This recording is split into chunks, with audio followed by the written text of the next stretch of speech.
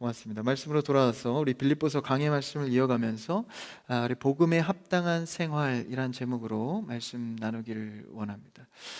이제 우리가 계속 빌립보서 말씀을 강의하고 있는데 오늘 1장을 끝냅니다. 30절까지 보는데요. 이제 복음에 합당한 생활. 오늘 말씀의 주제는 이제 하늘 시민권자에 대한 이야기입니다. 오늘 보면 27절에 복음에 합당하게 생활하라라는 말씀은 매우 유명하면서도 굉장히 우리가 좀 단순하게 받아들입니다. 그런데 우리가 이 말씀을 의례적인 권면이 아니라 오늘 좀 깊이 있게 보면서 하늘의 시민권자의 생활이 어떠해야 하는지 말씀을 통해 보기를 원합니다. 우리 한번 첫 절을 읽어볼까요? 27절 같이 읽읍시다. 시작. 오직 너희는 그리스도의 복음에 합당하게 생활하라. 이는 내가 너희에게 가보나 떠나 있으나 너희가 한 마음으로 서서 한 뜻으로 복음의 신앙을 위하여 협력하는 것과 27절에 나오는 생활하라라는 말은 폴리투에스테, 그러니까 단순히 우리가 삶을 영위하는 생활을 말하는 것이 아니라 본래의 의미는 시민 노릇을 하라, 그리고 또 정치하라라는 개념을 갖고 있습니다. 그러니까 오직 너희는 그리스도의 복음에 관해서 시민 노릇을 하라라는 것이죠. 여러분, 우리는 국가에 모두 소속돼 있습니다. 시민으로 살아가다 보면 이제 국민으로서, 시민으로서 지켜야 할 의무가 있습니다. 그래서 이 보험이나, 그렇죠? 세금을 내야 되고, 또 국가가 이 지정한 일들을 반드시 수행을 해야 합니다. 그것이 마땅한 시민으로서의 노릇이다라는 거예요. 그래서 오늘 말씀에서 복음에 합당한 생활이라는 것은 복음의 시민권자 된 하늘에 소속된 너희들이 그의 시민에 맞는 의무를 다하라라고 권면하고 있는 것이죠. 여기서 생활하라는 이제 시민 노릇과 더불어서 정치하라라는 뜻도 갖고 있는데, 이 정치라는 단어는 좀 이렇게 한국 사회에서는 좀 조심스럽습니다. 근데 이제 정치는 우리가 좀 부정적으로 생각하는 면이 많은데, 그것이 아니라 이제 정치는 다스림을 말합니다. 국가에서 반드시 빠지지 말아야 할 것이 다스림, 정치인데, 우리의 삶에서도 시민권자로서 다스려야 하는 생활에 많은 양식들이 있다라는 것이죠. 이 다스림은 매우 중요한 영역입니다. 정치가 잘못된 것이 아니라 정치를 맡은 자들이 잘못되어서 국가를 잘못 운영할 때 어려움을 겪게 되죠. 마찬가지로 우리도 하늘의 시민권자로서 이 삶을 살아가면서 어떤 다스림을 해야 할지를 우리가 생각해 봐야 합니다. 그러니까 오늘 27절에서 나오는 복음에 합당한 생활을 하라는 것은 복음에 합당하게 너의 삶을 잘 다스려라, 통치해라, 그리고 시민의 의무를 다해라 라고 강력한 권면을 하고 있는 것이죠. 사실 우리는 이 땅 가운데 살면서 이 성도로서 많은 헷갈림을 받습니다. 왜 그러냐면 두 가지 시민권을 갖고 있기 때문이죠. 우리로 말할 것 같으면 이제 대한민국 사회에서 한국의 시민권자를 갖고 있고, 동시에 이제 하늘의 시민권을, 영원한 하나님 나라의 시민권을 갖고 있습니다. 그러니까 두 가지의 시민권을 갖고 하늘나라의 소망을 두면서 살아가야 되니까 굉장히 어려운 삶이죠. 사실 믿지 않는 자들의 삶을 생각해 봐도 참 바쁘잖아요. 여러 가지 성취해야 될 것도 있고, 앞길을 열어가고 가정도 꾸려야 되고, 그런 상황에서 하늘에 소속된 자로서 하늘의 시민권의 의무를 다해야 되니까 굉장히 헷갈리거나 갈등될 때가 많다라는 것이죠. 이 나라의 다스림, 나의 삶의 시민권자로서 살아가야 할 의무, 또한 하늘의 소망을 둔 자로서 살아가야 될 책무, 이런 것을 생각할 때 우리의 삶, 내 삶을 어떻게 다스려 가야 할 것인가. 여러분, 2026년도 하늘에 소속된 자로 자신의 삶을 잘 다스려가는 여러분 되기를 축복합니다. 복음에 관한 자로서 어떤 생활을 할 것인가. 이런 시민권이라는 말은요, 이 빌립보서의 유래가 있습니다. 3장에 좀 뒷장으로 넘어가 3장 20절에 보면 이렇게 말하고 있거든요. 한번 읽어볼까요? 시작. 그러나 우리의 시민권은 하늘에 있는지라 거기로부터 구원하는 자 곧 주 예수 그리스도를 기다리노니 아예 여기서 시민권이라는 단어를 쓰죠. 우리의 시민권은 하늘에 있다라고 말을 합니다. 이제 정치나 뭐 이렇게 정치권이나 뭐 우리가 살아갈 사회 문화 여러 가지 영역에서 정말 중요한 것이 이게 국적입니다. 어디 국적에 소속돼 있는 자인가? 그게 이제 시민권, 이 라이센스를 발급해 주죠. 미국의 시민권 하면 참 대단한 힘이 있죠. 그래서 시민권이 아니라 영주권이라도 좀 달라고 굉장히 많은 이제 시간과 그리고 비용을 투자해서 거기 거하지 않습니까?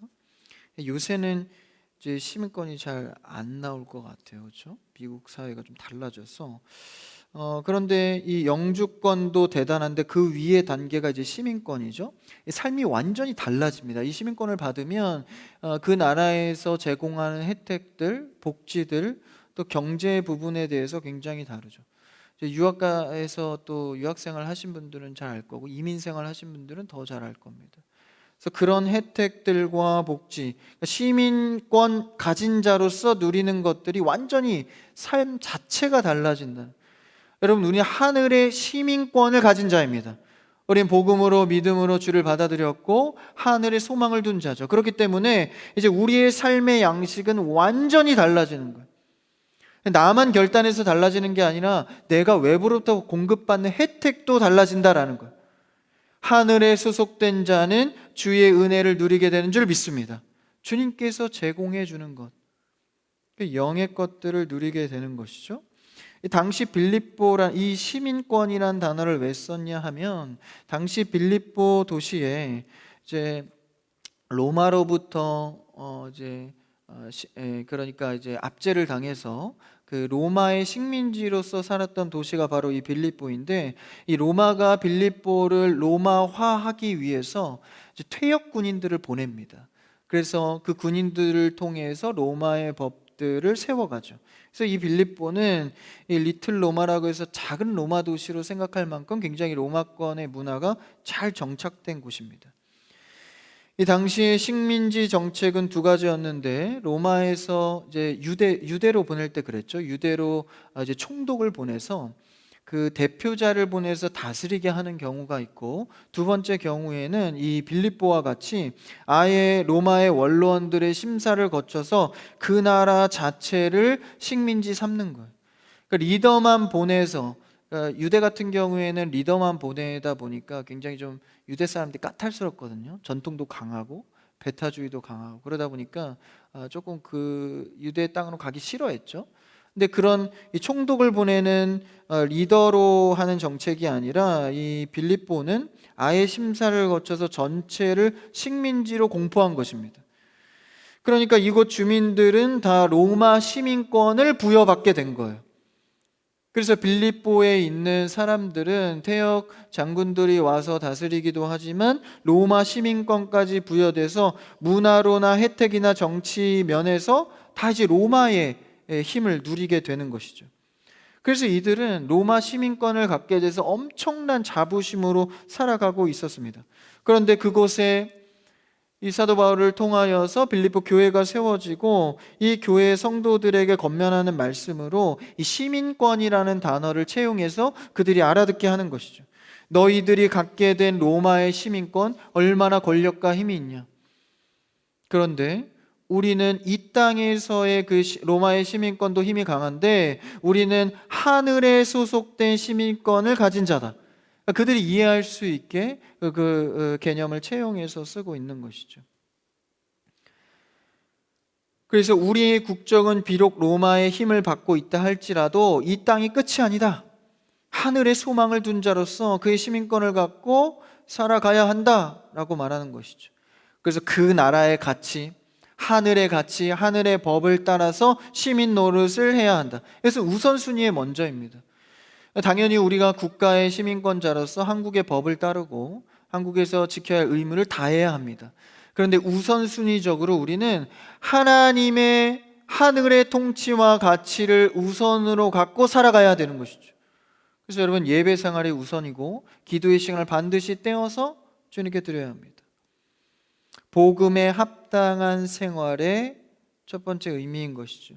하늘의 우선순위를 갖고 살아가는 것. 그래서 성도들은 이 성경에서 말하는 정체성은요, 나그네, 거류자라고 표현을 합니다. 그러니까 잠시 있다 가는 것이죠. 그러니까 돌아갈 집이 있는 상태에서 살아가는 겁니다. 그러니까 마치 여행과도 같죠. 이 여행의 기쁨이 있는 게 뭐예요? 아무리 돌아다녀도 그 끝은 돌아갈 집이 있다는 것. 그러니까 자유하게 여행을 하잖아요. 만약에 여행을 하는데 돌아갈 집이 없다고 생각한다면 그 여행은 불행할 것입니다. 얼마나 불안하겠어요? 재밌는 걸 하고 많은 좋은 것들을 보고 누리지만 결국 마음속 깊은 곳엔 불안함이 있습니다. 그런데 하늘의 시민권을 가진 자들은요, 이 땅에서의 삶이 나그네다라는 거예요. 마치 여행을 하듯이 우리는 결국 집으로 돌아갈 것이기 때문에 그 집에 맞는 법을 갖고 살아야 한다는 것이죠. 그래서 이 하늘의 시민권자를 가진 자들은 이제 긍지가 있어야 한다는 이야기를 합니다. 이제 한국의 위상도 세계적으로 굉장히 높아져서 이 K컬처, 그러니까 한국의 문화가 세계적으로 많이 알려져 있죠. 그래서 한국 시민권을 가진 자라고 하면 굉장히 좀 환대를 받습니다. 불과 몇 십 년 전만 해도 굉장히 하대해서 뭐 출입국 할 때도 따로 분리해서 굉장히 자존심 상하게 취급을 당했었는데, 우리나라가 이제 긍지가 많이 생긴 것이죠. 그렇듯 우리도 하늘의 시민권을 가진 자, 여러분 긍지가 있어야 됩니다. 2026년도 하나님과 동행하면서 하늘의 소망을 둔 자로 긍지 있게 살아가는 여러분 되기를 축복합니다. 그래서 출입국할 때 뭐 걸리면요, 저는 하늘에 소속된 자입니다. 이렇게 하시면 안 됩니다. 네, 그렇게 하시면 안 되고, 우리 영적으로 그런 것이고 한국의 위상을 갖고 그것처럼 하늘에 소망을 둔 자로서. 오늘 그 부목사님이 이렇게 갑자기 이렇게 오셨어요. 저도 어제 알았는데 갑자기 여기 앉아 계셔서 성도님들이 놀래가지고 어떤 한 청년은 환영을 받다고 갑자기 계셔서 미국 비자 때문에 잠깐 들어왔습니다. 필리핀에 계시다가. 그래서 미국 비자 그 문제 때문에, 그러니까 이 부목사님 아내가 그 미국인이잖아요. 이스라엘 사모님이 미국인인데 그래도 이게 비자가 어려운 것 같아요. 그렇죠? 그만큼 좀 요새 정부 때문에도 힘들어진 것 같은데, 어쨌든 우리는 하늘의 시민권자를 가진 자로서 어떤 긍지를 갖고 살아가는가. 사실 이것은 이제 뚜껑 열어보면 사실 진짜 최고의 가치 아닙니까? 그 긍지를 생각하면 나는 하늘에 소속됐지. 정말 다들 부러워하리만큼 그런 긍지를 가져야 한다라는 것이죠. 근데 우리의 삶을 보면 어떻습니까? 그런 자의 태도에 맞게 살아가고 있습니까? 그리스도의 성품을 닮은 시민권자로서 얼마나 바른 정치, 얼마나 바른 태도로 내 삶을 다스리고 있습니까? 아니면 우선순위가 바뀌어서 하늘의 가치보다는 이 땅의 세속적인 가치로 일단 많이 벌고, 일단 많이 가지고, 일단 나의 시간을 먼저 쓰고 살아가고 있는 것은 아닌지, 우리가 우선순위의 입장에서 하늘의 시민권자로 잘 지켜가는 여러분 되길 바랍니다. 그래서 빌립보 성도들이 이를 잘 알아들을 수 있도록 그렇게 표현한 거예요. 그럼 이러한 시민권을 가진 자들이 어떤 모습으로 살아가야 하는가? 27절 끝에 보면 이렇게 표현하고 있거든요. 한번 27절을 다시 한번 읽어볼까요? 같이 첫 절 시작. 오직 너희는 그리스도의 복음에 합당하게 생활하라. 이는 내가 너희에게 가보나 떠나 있으나 너희가 한 마음으로 서서 한 뜻으로 복음의 신앙을 위하여 협력하는 것과. 너희가 복음에 합당한 생활을 하는데 어떻게 합니까? 너희가 한 마음으로 그리고 한 뜻으로 협력하라. 이게 세 가지를 이야기하고 있는데 사실 이제 같은 개념으로서 세 번 강조하고 있는 것이죠. 한 마음, 한 뜻으로 협력하라. 그러니까 여러분, 하늘에 소망을 두고 있는 자들은요, 이렇게 영적으로 한 마음으로 협력하는 사람이 되어야 합니다. 오늘 2부 때 담임 목사님께도 말씀하셨는데, 이제 평화, 하나 되게 하고 쪼개진 것도 붙이는 역할을 우리가 해야 되는 것이죠. 여러분, 반대로 사탄의 특징은요, 늘 분열하게 합니다. 갈라서게 합니다. 이게 사탄의 고도의 전략인데, 이 고린도 교회를 예를 들어보면 이제 네 개의 분파로 인간적으로 갈렸죠. 아볼로파, 게바파, 게바파는 베드로죠. 예수파, 바울파. 사람 중심으로 교회가 쪼개진 거예요. 사탄의 특징인 분열로서 한 마음 한뜻 협력되는 것을 나뉘게 하는 것이 조각이 난 겁니다. 그런데 아이러니하게도 고린도 교회는요, 초대 교회들 중에 가장 많은 은사를 가진 교회였습니다. 그러니까 능력이 있고 은사가 있고 재능 있는 사람도 많은데, 이 은사가 서로의 자랑이 되고 경쟁이 되어서 다 쪼개지고 나눠졌다라는 거예요. 우리는 속습니다. 은혜 받고 은사 받으면 모두 다 좋은 건 줄 알죠. 그런데 그것을 다른 일을 정죄하고 상대적 경쟁을 하는 교회 안에서 그런 모습이 되면 은혜 받는 자리에서 잘못된 인간적인 자리로 퇴보한다라는 것이죠. 그래서 갈라지고 쪼개지고 편을 나누게 되고, 여러분, 은사가 있고 은혜를 받는 자리에 항상 주님 주시는 겸손이 따라야 되는 줄 믿습니다. 그래서 겸손하게 협력하고 하나 될 수 있도록, 이 겸손이 없으면요, 은혜와 은사가 분열된다라는 거예요. 그래서 바울은 복음에 합당한 삶을 위해서 한 마음 갈라지지 않도록 협력하고 한 뜻이 되어라. 영적 공동체를 공격하는 이 사탄의 전략은 분열입니다. 자꾸 갈라서게 만드는 것이죠.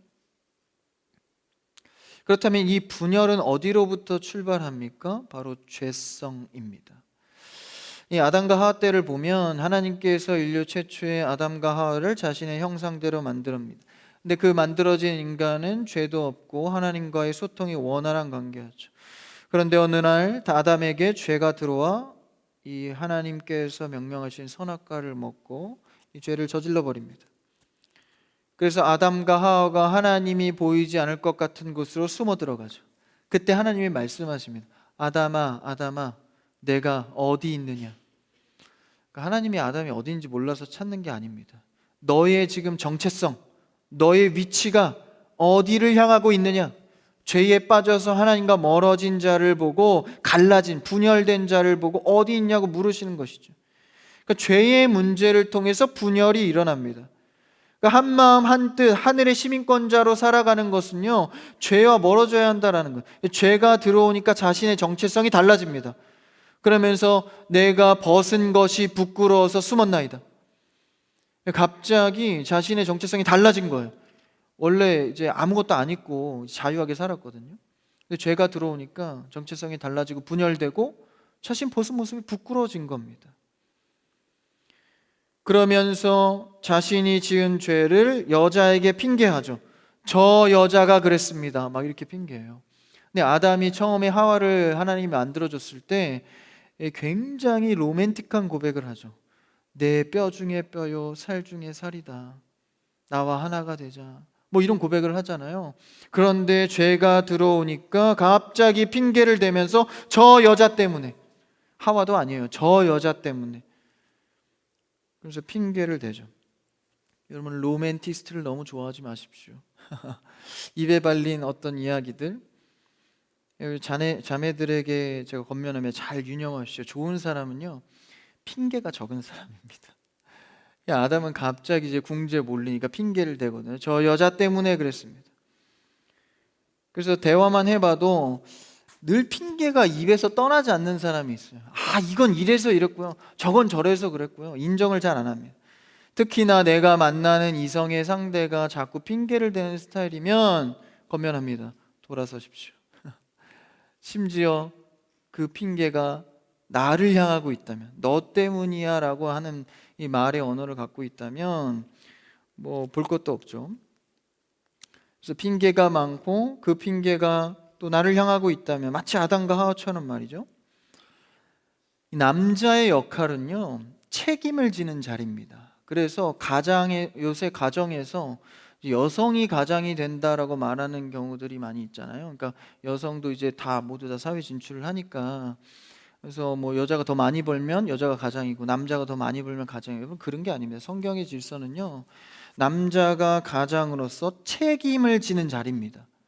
책임을 져야 되기 때문에 가장인 거예요.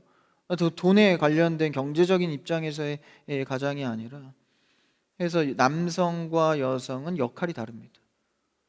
그러니까 모성애로서 자녀에게 부성애와 모성애가 이 균형을 이뤄야 되잖아요. 어머니의 역할, 아버지의 역할, 남편의 역할, 아내의 역할이 따로 있죠. 남자는 책임을 지는 자리입니다. 근데 책임을 지지 않고 여자에게 핑계를 대는 거예요. 남자 중에 남자는요, 영원한 책임을 지신 예수 그리스도입니다. 예수 그리스도 남자이시거든요. 그러니까 인성에 따라, 신성에는 이제 성별이 없으시지만 인간 인성에 따라는 남자이십니다. 그래서 영원한 죄에 대한 책임을 지시잖아요. 그래서 경제권이 있는 자가 가장이 아니라 여러분은 책임을 지는 남자가 역할을 하는 겁니다. 왜 이렇게 많이 흘러갔죠? 이쪽 주제가 아니니까 다시 돌아오면, 죄로 인하여서 세상이 무너지고 수고해야 함이 생기고 서로 핑계를 대고 정체성을 잃어가는 것이죠. 그러니까 이런 하늘의 시민권자로 다시 회복되어 하나님의 분리에서 다시 회복되는 것, 그러니까 죄로부터 멀어져 하나님과 가까워지는 것이 하늘의 시민권을 가진 자들의 모습이다라는 것. 여러분, 우리는 하늘의 시민권자로서 먼저 이 죄의 문제에 대해서 해결해 나가는 여러분 되길 바랍니다. 죄에 대해서 여러분 아파할 줄 알아야 됩니다. 죄에 대해 고민도 하지 않으면서 하늘의 소망을 두고 살아갈 수 없는 것이죠. 그러니까 자동입니다. 죄와 멀어지면 하나님과 가까워집니다. 하나님과 멀어지면 죄와 가까워지는 것이죠. 어떤 정체성을 갖고 살아가는 것. 그래서 27절의 표현이 그런 시민권을 가진 자들이 주 안에서 하나 되어야 한다. 먼저 첫 번째는 한 마음이 되어야 한다. 여기서 한 마음은 이 군대 용어인데 스크럼을 짜다라는 거예요. 그러니까 빈틈이 없이 이제 유지하면서 서로 팔을 걸고 견고하게 서는 것을 말하죠. 그러니까 여러분, 모여 있다고 이 주의 공동체가 아니라 팔을 걸고 유기체적으로 보완하고 하나의 가치와 담임 목사님의 철학 속에서 같이 가는 것이죠. 애를 쓰는 것이죠. 여러분, 우리는 2026년도 한 마음이 되어서 견고하게 서로 하나 된 공동체로서 그 유기체로서 세워가는 교회가 되기를 축복합니다. 두 번째는 한 뜻이죠. 단순히 이 교회는 이 조직체가 아닙니다. 2026년도 조직을 나눴는데 그렇게 조직을 나눠서 그냥 팀 구성해서 모이기만 한다고 한 뜻이 되는 건 아닙니다. 그 안에 감정과 목적과 가치들이 일치하여서 하나 된 생명 공동체의 뜻을 실현해야 되는 것이죠.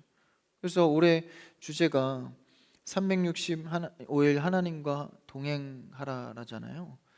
그러니까 이 개념 또 이 비전 속에서 한 뜻으로 모여 같이 가는 것이죠. 그러면서 마지막에는 협력이라는 단어를 강조합니다. 이 협력은요, 이 군사 이 용법인데, 이 군인들이 전쟁할 때 이제 로마 군인들이 3단 이 전법을 써요. 그러니까 3열로 배치를 해서 이제 힘이 들면 이 대열을 바꾸는 거예요. 근데 이제 마치 이 그 춤을 추듯이 이렇게 안무가 딱딱 맞듯이 정확하게 이렇게 교체를 해주는 거예요. 3열로. 그것이 협력, 스나틀레오. 그러니까 뒷줄과 앞줄이 교대될 때 이제 하나 되어서 돌아간다는 뜻이에요. 이게 협력입니다. 그러니까 협력은요, 감정적으로 하는 것이 아니라 이런 안무를 짜듯 훈련이 필요하다라는 것이죠. 훈련을 통해 가능하다라는 거예요. 그러니까 바꾸어가며 어려우면 도와가면서 훈련하는 것. 그러니까 하늘의 시민권자를 가진 자들은요, 이제 하나님 안에서 훈련을 받아서 복음에 합당한 생활을 할 줄 알아야 됩니다. 그러니까 어느 날 문득 그냥 힘이 생겨서 하는 게 아니에요. 그러니까 하늘의 소망을 둔 자로서 생활한다는 것은 반드시 훈련, 협력의 훈련이 필요하다라는 것이죠. 여러분, 우리는 26년도 하나님 안에서 명확한 훈련을 받아서 세워지기를 바랍니다. 그래서 이 훈련은 순종할 때 할 수 있거든요. 조직과 팀이 세워졌는데 여러분들 한번 순종해 보십시오. 충성을 다해 보십시오.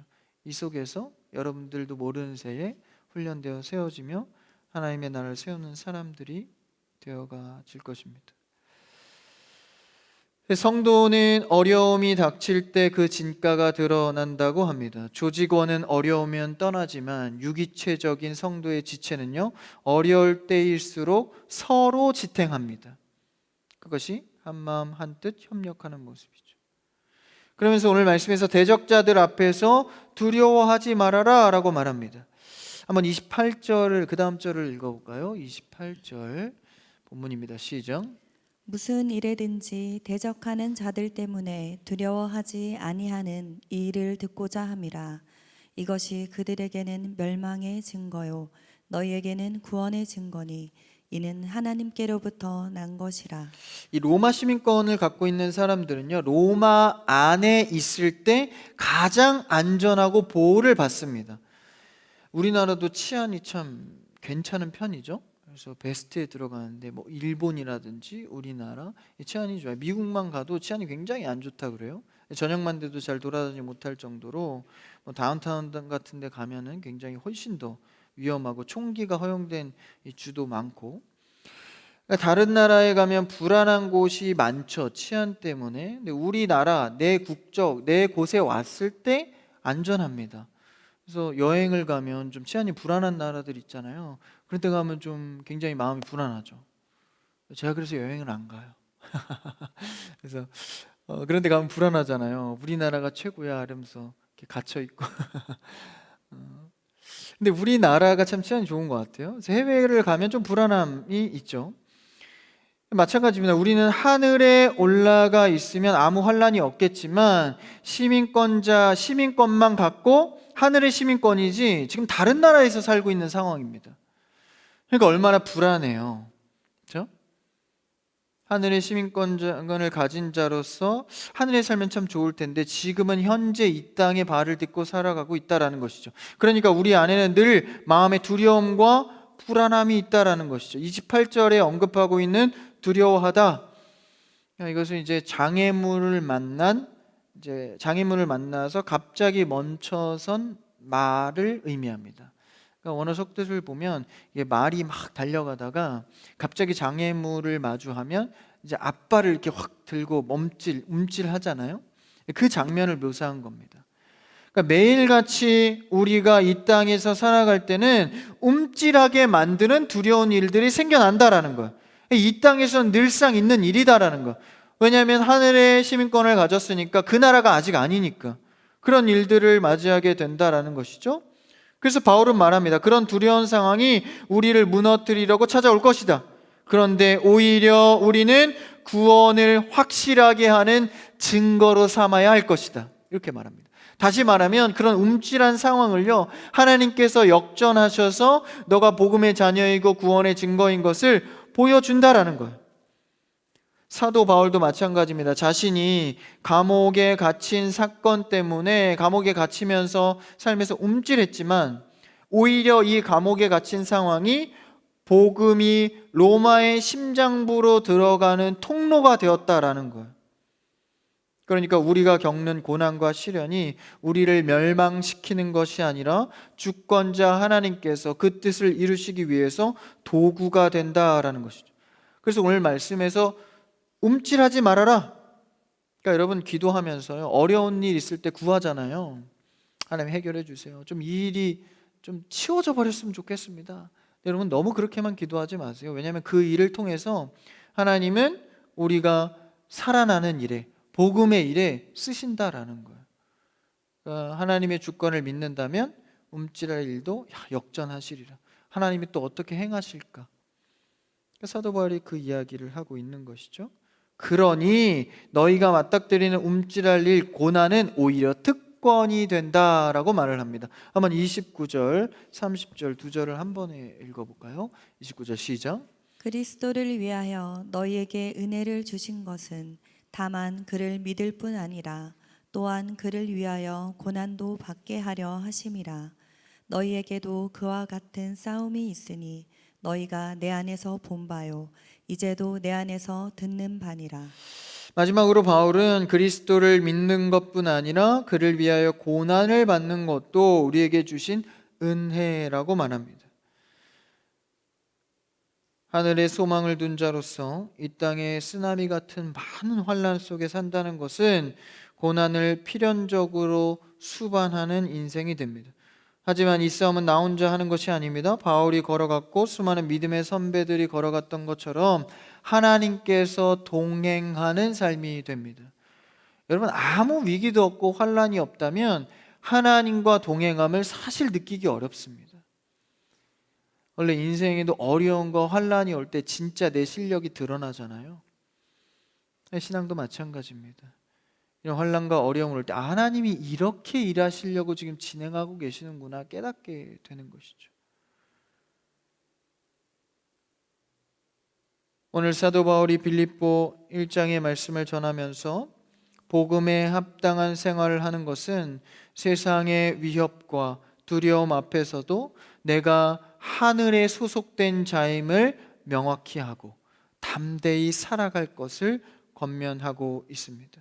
나 혼자가 아니라 공동체와 함께 훈련하고 협력하는 모습 속에서 고난조차도 하나님의 구원을 이루는 과정임을 믿고 기쁨 가운데 사도 바울과 같이 신앙생활할 수 있는 여러분 되길 바랍니다.